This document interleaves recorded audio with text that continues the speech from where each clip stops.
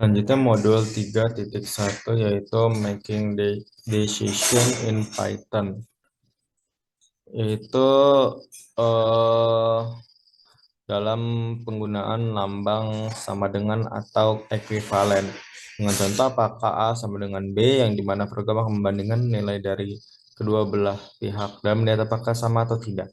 Misal 2 sama dengan 2 akan bernilai ekuivalen atau true dikarenakan kedua buah nilai tersebut memanglah sama.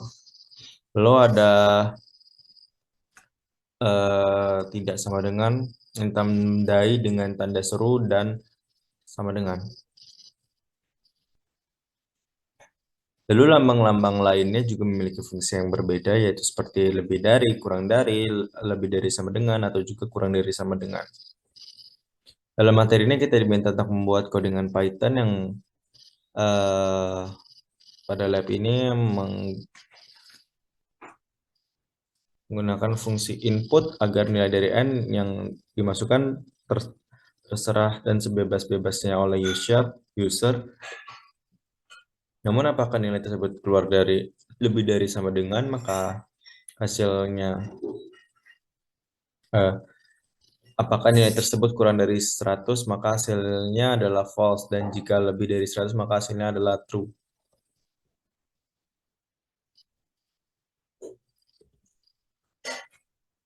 Lalu selanjutnya ada percabangan atau fungsi if.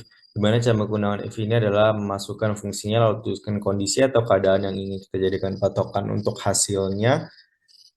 Lalu masukkan pula di bawahnya hasil jikalau kondisi atau keadaan pada fungsi ini terpenuhi. Lalu terakhir isi hasil jikalau kondisi ini tidak terpenuhi dengan contoh if saya lapar, saya makan, dan saya minum. Dalam kode tersebut, kondisi saya makan hanya bisa dijalankan ketika saya lapar. Sedangkan kondisi saya minum hanya bisa kondisi yang tak memerlukan kondisi saya lapar untuk dapat dijalankan. Maka daripada itu hasilnya tergantung daripada pemenuhan dari kondisi saya lapar.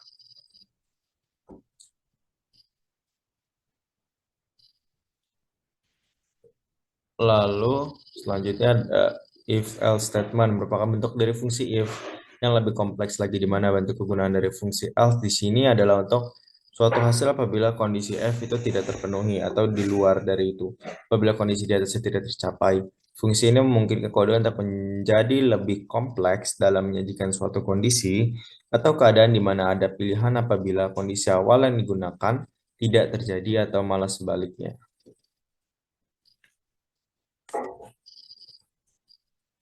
Penggunaan if else.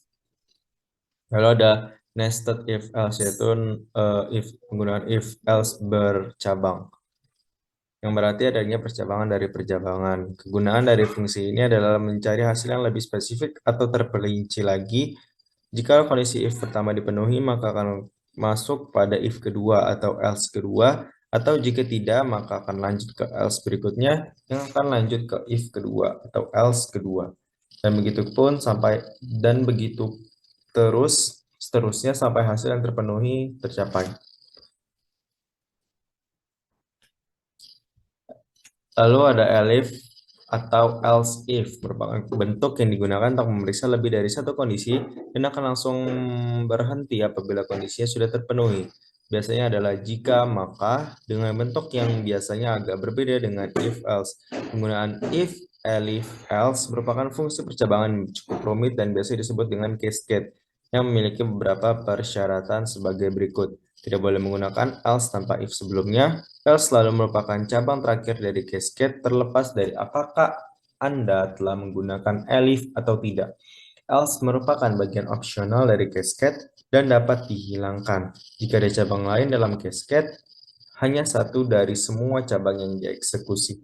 Jika tidak ada cabang lain, kemungkinan tidak ada cabang yang tersedia yang berjalan.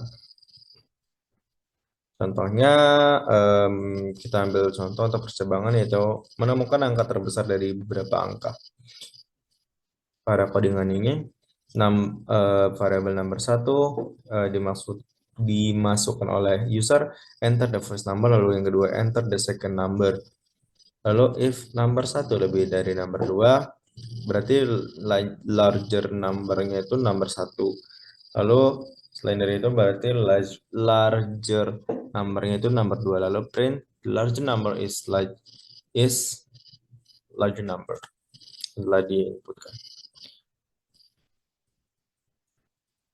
Kemudian ada cara yang lebih mudah yaitu dengan menggunakan loop atau perulangan. Larger number sama dengan min 9999 number diinputkan if number lebih kecil daripada 1, print largest number.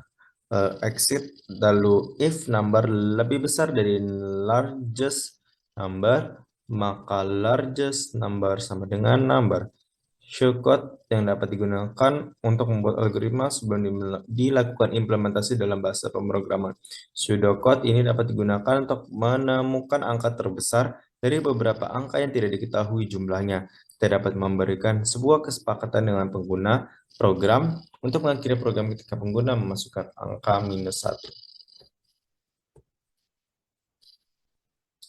Ya, ada beberapa operator yaitu sama dengan, tidak sama dengan, lebih besar, lebih kecil, lebih besar, sama dengan, dan lebih kecil sama dengan.